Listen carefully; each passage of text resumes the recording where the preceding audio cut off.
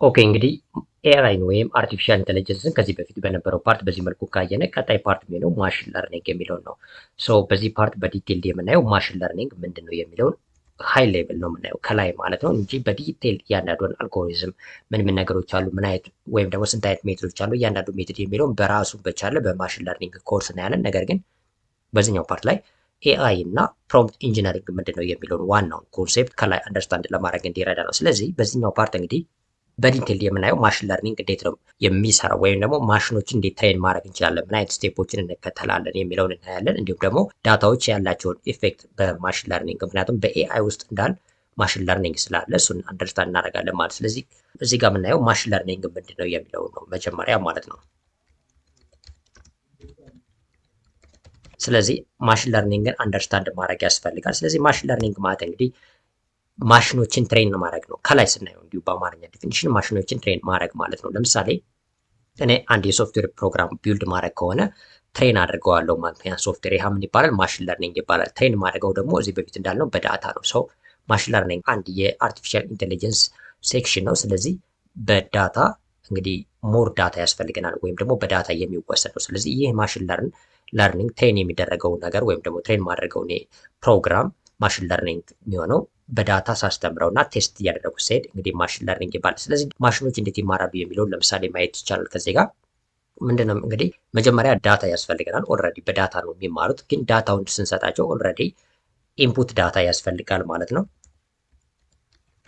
ሰው ኢንፑት ዳታ ያስፈልገናል። ስለዚህ ኢንፑት ዳታ ከሰጠን በኋላ ለማሽኖች እንግዲህ ሌላም የምንሰጣቸው ዳታ አውትፑት ዳታ ነው። ለምሳሌ እዚህ በፊት አሁን አንዳንድ ፕሮግራሞች አሉ። ለምሳሌ እንደ ኤቲኤም አይነት ፕሮግራሞች እነሱ ማሽን ለርኒንግ አይደሉ። ለምሳሌ እንደዚህ ከሆነ እንደዚህ አድርግ፣ እንደዚህ ከሆነ እንደዚህ አድርግ ብለን አልጎሪዝሙን ራሳችን ምንጽፈው ማለት ነው። ለምሳሌ ፌልስ ልንጠቀም እንችላለን። እንደዚህ ከሆነ ይሄ ፕሮግራም እንደዚህ እንደዚህ አድርግ፣ እንደዚህ ካልሆነ እንደዚህ አይነት ፕሮግራሞች አሉ። እነሱ አይነቶች እንግዲህ ማሽን ለርኒንግ ተብሎ አይጠሩም። ሃርድ ኮድድ የሆኑ አልጎሪዝም ነው ያላቸው። እነዚህኞች ግን ማሽን ለርኒንጎች ምንድነው የሚደረጉት? ራሳቸው ናቸው አልጎሪዝም የምንለውን ወይም ፋንክሽን ራሳቸው ናቸው ክሬት የሚያደርጉ። እኛ ምንድነው የምናደርገው? ዳታዎችን ነው የምንሰጠው። ሁለት አይነት ዳታዎች እንሰጣለን በማሽን ለርኒንግ ማለት ነው። የመጀመሪያው እንግዲህ ኢንፑት ዳታ ነው። ካለን ዳታ ውስጥ እንግዲህ እንደ ኢንፑት ዳታ እንሰጣለን ማለት ነው። ከዛ ደግሞ አውትፑት ዳታ እንሰጣለን። ስለዚህ ሁለት አይነት ዳታዎች ነው። ለምሳሌ ኢንፑት ዳታ እንሰጥና አውትፑቱ ይህ ነው ውጤቱ ይህ ነው የሚል ደግሞ ሌላ ዳታ እንሰጣለን። ስለዚህ በመሀል ላይ ራሱ ማሽኑ የራሱን አልጎሪዝም ይፈልጋል። ስለዚህ ኢንፑት ዳታ እና አውትፑት ዳታ ያስፈልገናል ማለት። ስለዚህ እነዚህ ሁለቱ ማሽን ትሬን ለማድረግ ወይም ደግሞ ለማሽን ለርኒንግ የሚጠቅሙ ናቸው ማለት። ስለዚህ ማሽን ለርኒንግ ከሌላው አይነት ፕሮግራም ይለያል። ወይም ከሌላው ለርኒንግ ምንድነው የሚደረገው?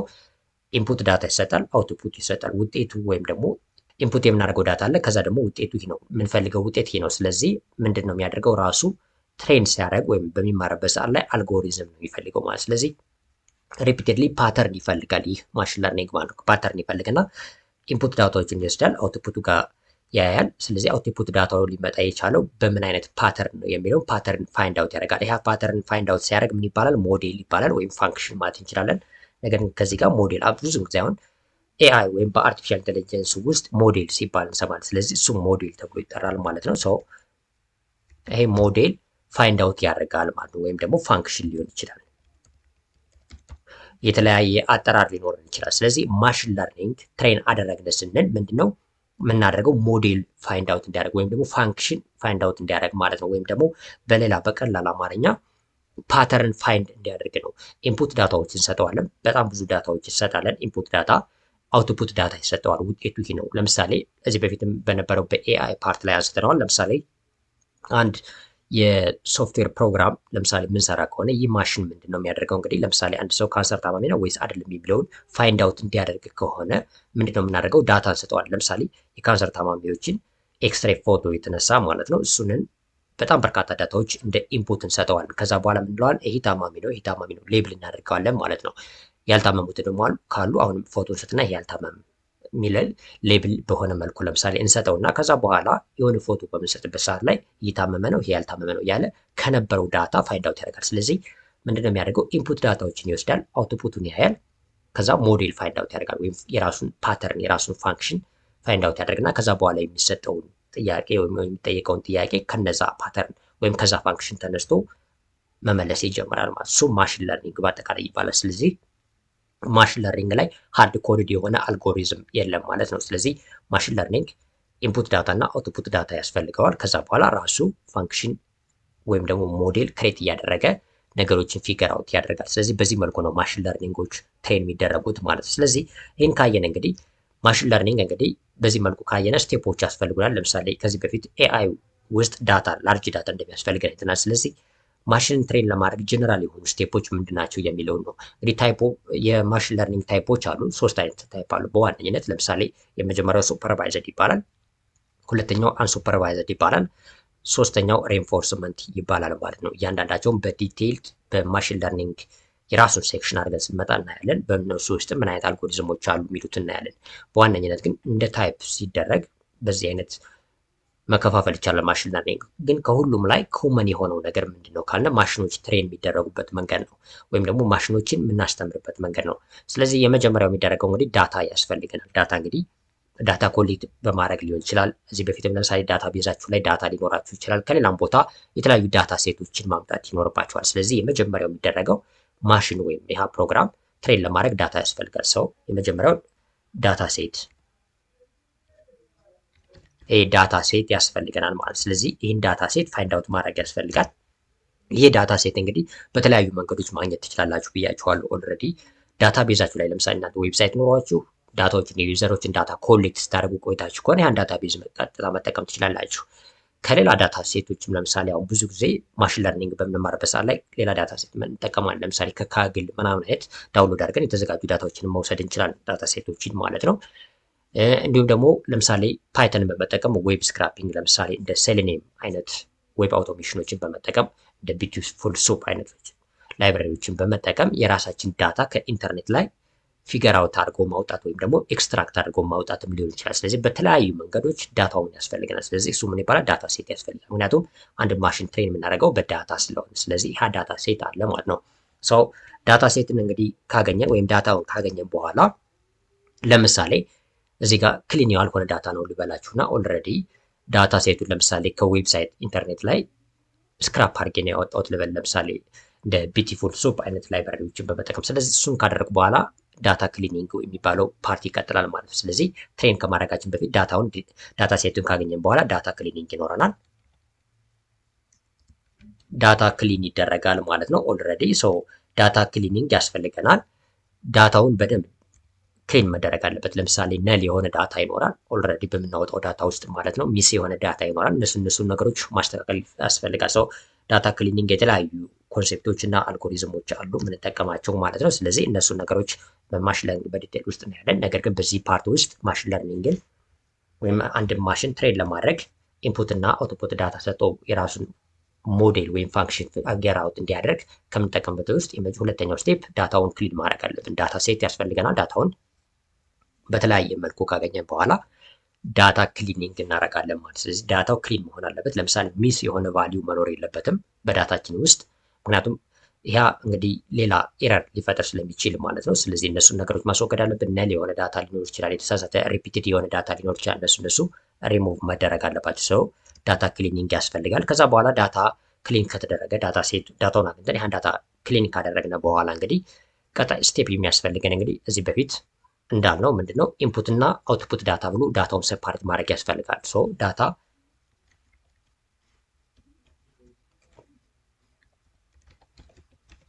ዳታ ሴፓሬሽን ያስፈልገናል። ዳታ ሴፓሬሽን ስንል ዳታውን ወደ ሁለት ሴፓሬት እናደርገዋለን ማለት ነው። እንግዲህ ይህ ፉል ዳታ ነው ያለን ዳታ። ስለዚህ ይህን ዳታ ለማሽኑን ትሬን ለማድረግ የምንጠቀምበት ከሆነ ወደ ሁለት ሴፓሬት እናደርገዋለን፣ ትሬኒንግ ዳታ እና ቴስት ዳታ ብለን ማለት ነው።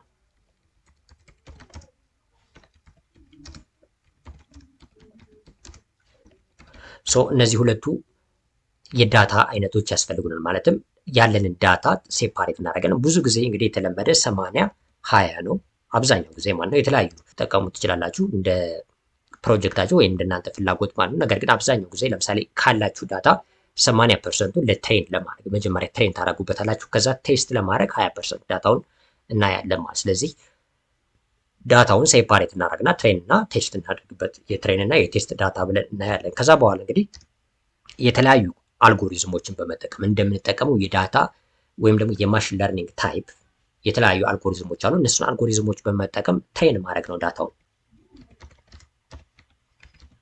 ሰው ማሽኑን ትሬን እናደርገዋለን ማለት። ስለዚህ ትሬን እናደርጋለን። የተለያዩ አልጎሪዝሞች አሉ። እነሱን አልጎሪዝሞች በዲቴል የምናይበት ስቴፕ ይኖረናል በዚሁ ቻናል ውስጥ ማለት ነው። በማሽን ለርኒንግ ኮንሴፕት በዲቴል እያንዳንዳቸውን ፓይተን ፕሮግራሚንግ ላንጉጅ በመጠቀም እየጻፍን ኮድ እናያለን። ለማንኛውም ግን በኮንሴፕት ሌቭል ዳታውን ሴፓሬት ካደረግን በኋላ ትሬኒንግ ዳታ ሴት እና ቴስት ዳታ ሴት ብለን ለምሳሌ 80%ቱን ትሬን ለማድረግ 20%ቱን ለቴስት እንጠቀማለን ብለን ሴፓሬት ካደረግን በኋላ ትሬን ማድረግ ይጠበቅብናል ማለት። ስለዚህ ለትሬኒንግ 80% እንወስዳለን። ከዛ ቴስት ነው የምናደርገው ማለት ነው። ትሬን ካደረግን በኋላ ቴስት ዳታ ይኖረናል። ቴስት እናደርገዋለን አኩሬትሊ ሰርቷል የለም የሚለው። ከዛ በኋላ ለምሳሌ አኩሬሲ የሆነ ፐርሰንት ይኖረዋል። ይሄ አኩሬሲ የሆነ ፐርሰንት ስለሚኖረው ምንድነው የምናደርገው? ኤረሮች ሊኖሩ ስለሚችሉ እነዚህን ኤረሮች ምን እናደርጋለን? እንደገና አሁንም እንደገን ትሬን እናደርጋለን። ሪትራይ ማለት ነው። ስለዚህ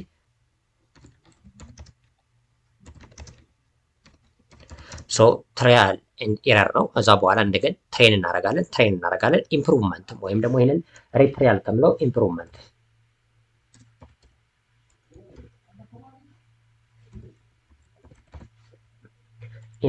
እንለዋለን። ስለዚህ ምንድን ነው የምናደርገው? አሁን እዚህ ጋር ማሽኑን ትሬን ካደረግነ በኋላ ቴስት ካደረግነ በኋላ የሆነ አኩሬሲ ሊኖረው ይችላል። ለምሳሌ 87% አኩሬሲ ሊኖረው ይችላል።